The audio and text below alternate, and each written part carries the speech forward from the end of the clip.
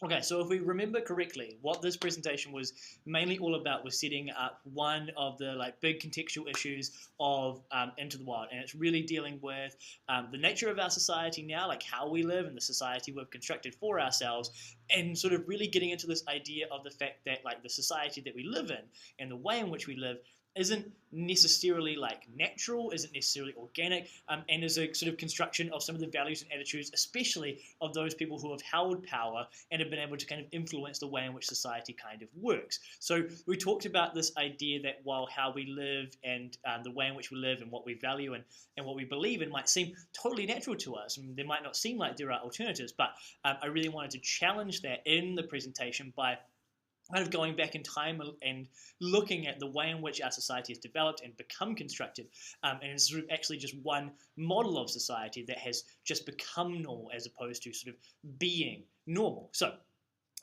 decided to kind of go back, way back in time, before the society that we know today kind of existed. So before all the things like mass transport and electricity and planes and phones and supermarkets and refrigeration and everything that has allowed kind of modern living to be modern living, back to a time of isolated communities, small communities, medieval communities, where the world was basically your township, or as far as you could get on a horse with some supplies, and that was about the limits of your world. No cities like there were today, nothing like how we live today, sort of lived for each other, as opposed to sort of living for careers or jobs, or living for even living for yourself.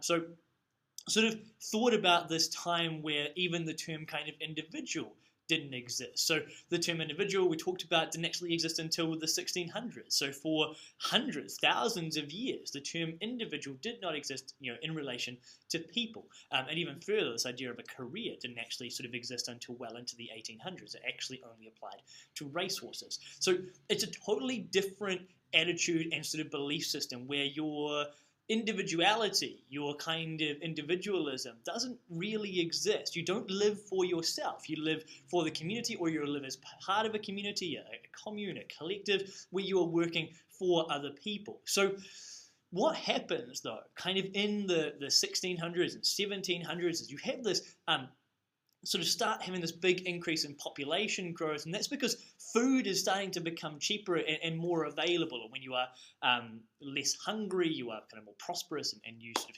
have more children as a consequence because you can feed them and so on and so forth.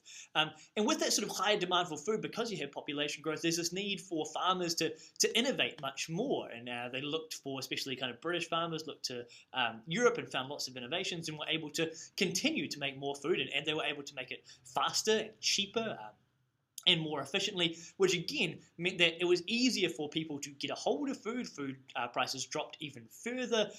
People wanted more food. Farmers had to keep up with the demand again. And so you have this cycle of efficiency in terms of production. And so food prices drop and drop and drop and drop. And the quality of living for people goes up and up and up and up because their wages stay the same, but their costs are reducing. And so because you have this massive cycle of lower costs and more money for the average Jane and the average Joe, it means that the entire nature of living changes, because instead of just living hand to mouth and just sort of producing what you need to live and so on and so forth, all of a sudden you have this extra income, this kind of weekly pocket money, this disposable income, and so you start to buy consumer goods, luxury goods to make your life even better. And so that's when you have a really massive change. That's sort of where kind of our basic capitalist model comes from. So we looked at this video that just kind of explained what I explained in kind of more exciting detail. As food prices started to rise, it became profitable for farmers, both large and small, to invest in agricultural technologies that would improve crop yields. Those higher prices for grain probably resulted from population growth, which in turn was encouraged by increased production of food crops. A number of these agricultural improvements came from the Dutch, who had chronic problems feeding themselves and discovered that planting different kinds of crops, like clover that added nitrogen to the soil and could be used to feed livestock at the same time, meant that more fields could be used at once. This increased productivity eventually brought down prices, and this encouraged further innovation in order to increase yield to make up for the drop in prices. Lower food prices had an added benefit, since food food cost less and wages in England remained high, workers would have more disposable income, which meant that if there were consumer goods available, they would be consumed, which incentivized people to make consumer goods more efficiently and therefore more cheaply. You can see how this positive feedback loop leads to more food and more stuff, culminating in a world where people have so much stuff that we must rent space to store it, and so much food that obesity has become a bigger killer than starvation. Thanks, Thought Bubble. So this increased productivity also meant that fewer people needed to work in agriculture in order to feed the population. To put this in perspective, in 1520, 80% of the English population worked the land. By 1800, only 36% of adult male laborers were working in agriculture, and by 1850, that percentage had dropped to 25. Okay, hopefully I'm still in front of this this video. As you can see, massive shift from like basically everyone working on farms, either for themselves or producing for their villages and so on and so forth, to the point where you get down to 36% by 1800 and 25% by 1850. So where are all of these people going? What jobs are they doing? Well, they're picking up the slack, right? They're picking up the slack of like demand of what people want. So instead of having to farm all the time, they realize that there's actually more profit available in other industries, and so they start making consumer goods. You know, the things that we buy not because we need them, but because we want them and because they make our lives more enjoyable, more entertaining, and so on and so forth. They're the equivalent of modern things like laptops and iPhones and all that kind of stuff, the things that we don't necessarily need, but that we want. And so someone has to make that, and there is money to be made there. And so you move from being a farmer to becoming a manufacturer of something else. And so what you get is this big shift that happens from people just kind of subsiding and living and making kind of very basic living to this idea of creating new industries to meet these needs for consumer goods, where you have a demand from people to consume things, and you realize that, and so you make them, and you make them as cheaply as possible so that people will buy them, because what is happening is you've got your friend beside you who is like, oh, I think it's a really good idea as well, I'm going to make that thing, and you're in competition, and so you need to be cheaper than the other person, and so you get this constant loop of efficiency and prices dropping like we talked about with the food. And that turns people into producers and consumers. It's a really big capitalist thing that seems like really natural, that like what our lives are defined by is our production and our consumption of things, but at the end of the day that is a result of like a change in a style of living and a set of values and attitudes that came out during the kind of sort of, I suppose, industrial revolution, that period from the 1600s all the way through the 1800s, where we became producers and consumers, and that is what has kind of defined our lives. Eventually what we will produce and why we go to school, where our education comes from, why we go to university, because we will become a kind of producer, whether that be a really primary producer like a farmer, or something more tertiary like an educator or a policy analyst or something working in the government, where you are still producing something that benefits society. Then on the other side, we are defined by our consumption habits. So the way in which we are defined by the things that we purchase and the things that we want. What it also means, though, is that there is a massive change in how we live. All of a sudden, when you are producing consumer goods, when you're making things on a mass scale to send out internationally or even just nationally, you have to build factories. You have to mass produce. And when you start to build factories, that means you need to stock those factories with people. In order to stock those factories with people, you need them living by your factory. It's no point you living in a village and riding your horse 5 hours to get to the factory however far away. You need to live by the factory. And that's where the kind of modern city actually comes from, is this need to be close to the work, because that is where the work is.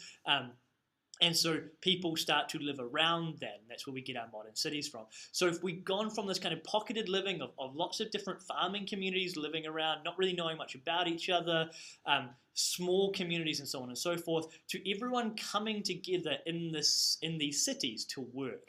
And the only reason to come together in these cities is to work, and that really shifts how people relate to each other and what people think of each other, because they have no emotional connection to each other, no reason to be in the same place with each other, aside from the fact that they are working together. And so that kind of brings us to basic modern living, this idea of people generally moving from smaller towns, moving from suburbs, moving from rural towns, into bigger cities, bigger towns, because that's where the work is. And so coming together as a consequence of the need to work and the location of where work is. And this is a lovely quote from John Carey: "The main spur to trade, or rather to industry and ingenuity, is the exorbitant appetite of man, which they will take great pain to gratify." So this belief that kind of deep down in humanity is this need for stuff, this need to kind of have things, this great appetite that we have, and we will continue to make things to gratify that need, and that's where our kind of capitalist drive comes from. What detractors of capitalism argue is that this leads to alienation, because all of a sudden I am moving to a city for the sole reason of work, for money, to make a living, maybe to send some money back home to my family on the farm. But generally, the people that I am surrounded by aren't my friends. They're not people that I know. They're not people from my community. They probably don't share my attitudes, values, and so on and so forth. I am just surrounded by them because they have also chosen to come and work in this city. And so there is this sense of people not really connecting anymore because they have no real reason to be together outside of the fact that they have to work with each other. If you have ever been in a lift and felt really awkward because you're surrounded by people that you don't know, that is kind of the alienation concept.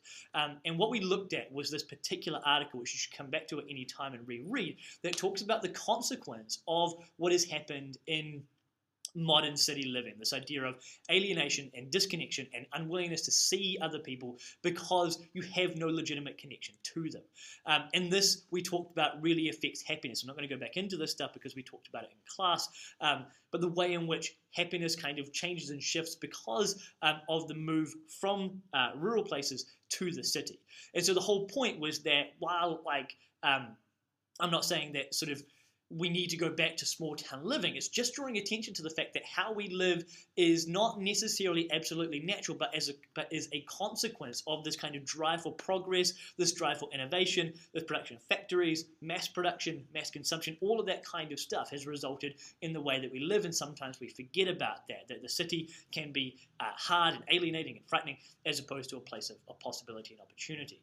And so while there are massive upsides to the capitalist system, there are also big downsides. And our sort of key issue here was how any way of not living within the capitalist model became quite demonized. And so that's this notion of we have very specific markers of what is and isn't successful in a capitalist society. So, you're more likely to be seen as successful if you have a career, if you have wealth, if you have a house, if you have nice clothes, all of that kind of stuff. These are the markers of success. And they're often very material. They are often defined around both our production and our consumption habits as opposed to our particular values or attitudes. You're less likely to be seen as successful if you have if you have religion, for example, or if you have a particular kind of political view. It's more about the things that can be seen, the superficial things, the more material things. And a lot of these values come from the corporations and the people who own the industry. So our values in terms of what makes success has been kind of produced for us by a society that needs us to keep buying things and consuming and producing. And so what that kind of leads us to is these questions that we asked around where our desires kind of come from. Like, why do we feel like we have to have a career? Why do we have to feel like we need to buy things? Why do we feel like we have to go to university? That kind of stuff. We started to talk about the power structures that sort of keep capitalism running. So things like our current government and its worries about the economy, things like our parents and their desire to seem successful, or the fact that they've come from the system and they know that the only way to succeed is to continue on in that system. The idea of going to university because it means that you'll get a job, and you need a job because you think it's right to get a career, and that comes from, again, this whole system of power. And so we start to kind of see why people might want to cut off from that, might want to sort of get away from that, and we looked at this difficulty of ever getting away from that and ever trying to break away from that, because it's A, very difficult to do that and still survive, and B, it's very difficult to be accepted while breaking away from a capitalist society. And so hopefully by the end, what we're sort of becoming aware of are two things: that the way in which we live isn't entirely natural, it's not entirely organic, it's not just how things are, it's actually a process, and it's become this way, and it didn't have to become this way, but it did, and we're having to live this way. And that there are very specific consequences that come out of that, and there are people, and there are reasons why people see modern society as really anti-human or really tainted or really poisoned, because we are much more economical beings than we are spiritual beings. People are more about sort of function, and our relationships are more about functions than they are about kind of meaning and humanity. So that kind of starts us off. That sort of puts us in the right frame of mind for looking at the characters, looking at some of the ideas and beliefs of the characters in the film, and should hopefully give us some insight into not just why kind of our main character in the film kind of leaves home, but where that whole process is coming from, what the film is actually bringing in terms of much, much wider history.